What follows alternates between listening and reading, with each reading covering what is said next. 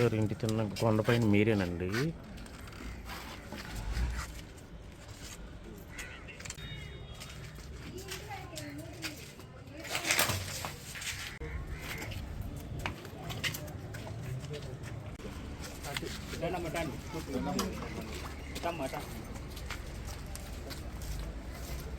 కొంచెం వెనక్కుండా ఏ కర్రలు చూపించండి.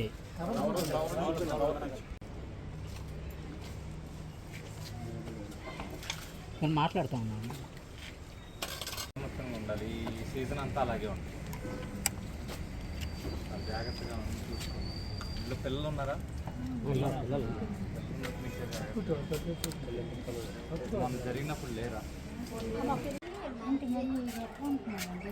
అది తీసమ్మా కెట్ట ఆడదానికి దిగమ్మాయి.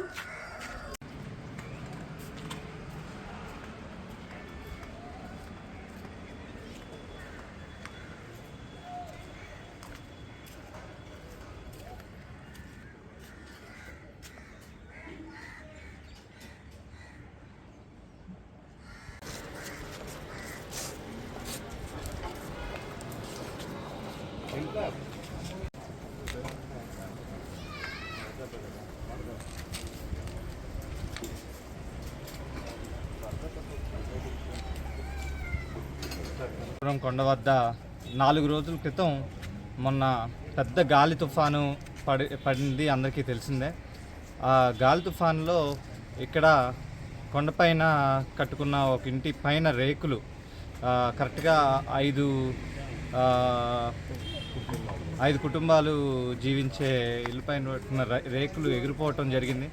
ఆ రేకులు ఎగిరిపోవటమే కాకుండా సీలింగ్ కింద పడిపోవటం, ఇల్లు మొత్తం ధ్వంసం కావటం జరిగింది. ఇమీడియట్గా ఆ రోజే ఎమ్మెల్యే గద్దె రామ్మోహన్ గారు వచ్చి మొత్తం పరిశీలించి చూసి వారికి ప్రభుత్వం తరపు నుండి సరుకులు అవన్నీ ఇప్పించడం జరిగింది. అది కూడా కాకుండా ఈ 5 కుటుంబాలు ఆ బాధను చూసి సొంత నిధుల్లోంచి ఒక్కొక్క కుటుంబానికి 5,000 చొప్పున 25,000 తీసుకుని ఇవ్వమని నాకు చెప్పడం జరిగింది. నేను ఇమీడియట్గా ఇవాళ 5 కుటుంబాలకు కూడా క్యాష్ అందజేయటం జరిగింది. ఇప్పుడు చెప్పనున్నది ఏంటంటే అందరికీ కూడా ఇది జస్ట్ మాన్సూన్ స్టార్టింగ్ మాత్రమే. ఇంకా గాలి తుఫాన్లు పెరగబోతాయి. నెక్స్ట్ వచ్చే 2-3 నెలల్లో కూడా తప్పకుండా ఈ వానలు ఉధృతం పెరగటమే కానీ తగ్గటం ఉండదు. కాబట్టి కొండ ప్రాంతాల్లో ఉండే మా ప్రజలందరూ కూడా అప్రమత్తంగా ఉండాలని కోరుకుంటున్నాను.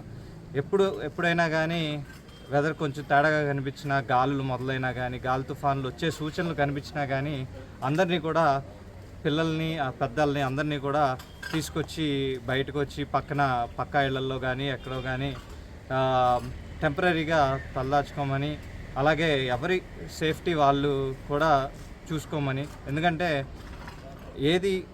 ఇంటికి ఏదైనా నష్టం జరిగినా మళ్ళీ కట్టుకోవచ్చు, ప్రాణానికి నష్టం జరిగితే అది తీర్చలేనిది. కాబట్టి ముందు ఎవరి సేఫ్టీ వారిని చూసుకోమని ఈ వేదిక మీద నేను ఇప్పుడు చెప్తూ సెలవు తీసుకుంటాను.